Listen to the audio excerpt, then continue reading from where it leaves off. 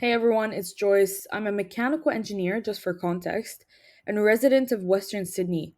Today, I don't plan on presenting just an issue. I plan on unpacking a systemic failure. I want to know what happens when climate resilience and housing justice are treated as two separate problems, and who's left out when leadership remains technical and top down. I really think to enforce real change, leadership should include those living in the crisis, not just designing for their benefit. One might ask what is happening and why it matters. Essentially, homes are becoming hazard zones as a result of excessive floods, heat waves, which essentially don't hit everyone equally. And the people that are most exposed, such as renters, low income earners, older people, migrants, are the ones with the least say and power in how responses are designed and our current leadership strategies. And the leadership responses we have inherited over time often focus on outputs. If we check all the reform strategies that have been put in place over the past few years, they include unit building, AC rebates, cooling strategies, but they leave power redistribution untouched. If we want to see real change, we're going to have to rethink leadership from one that's purely technocratic to one that's relational and adaptive.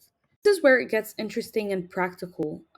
This framework helps us identify impact gaps and potentially helps us close out these gaps between the challenges and solutions that are currently in place. So, yes, we do have policies and programs. We do flood mapping, AC rebates, social housing retrofits, but the problem with that is that they're disconnected from the lived realities they're supposed to address. Risk data sits in dashboards but rarely guides development. Public consultation does happen, but they don't build trust. The gap isn't a lack of resources, it's a lack of relational leadership. There aren't trusted structures for community voices and planning, nor is there leadership scaffolding to support relational and adaptive efforts if they were to happen. Now, let's delve into a little bit of personal insights and how this course challenged my very engineering based mindset.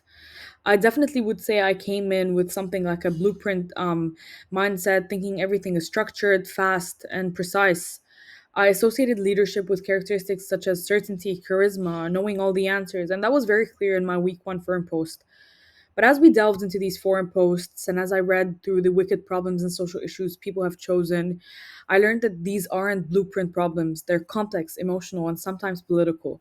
And I had to shift and let go of that idea that leadership is associated with a roadmap or structure. And this was through Senge's work on systems learning, which helped me realize that complex issues don't have linear fixes. I also had to stop jumping into that problem solving mode and instead learn to sit with discomfort and hold space for multiple truths. And that wasn't something I was used to as an engineer. Now, let us assume that I have unlearned that notion of a heroic problem solver leadership style. What do we expect leadership to look like and comprise of?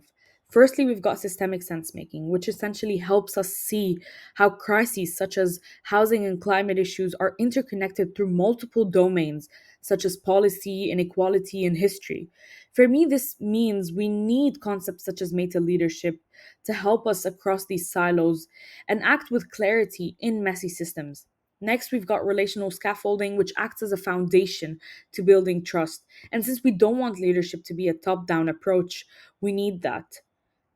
For real impact, we definitely need to actively strengthen grassroots leadership, means helping power circulate to those who are vulnerable.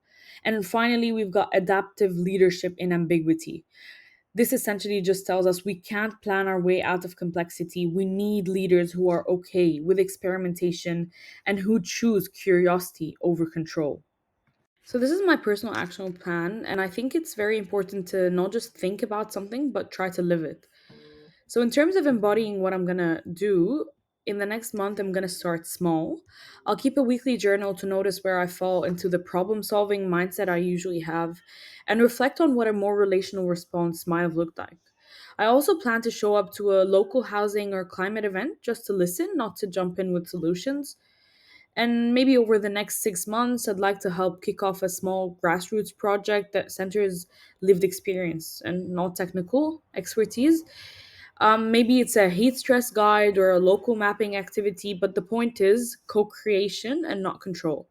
Long term, I genuinely do hope to be part of something bigger, an initiative that connects engineering, community, and policy into one. And when the time's right, I would like to share my leadership journey with others. To keep learning, I've lined up some great resources. And finally, I would like to focus on some core skills such as listening without rushing to a fix, holding space in uncertainty, and building trust across differences.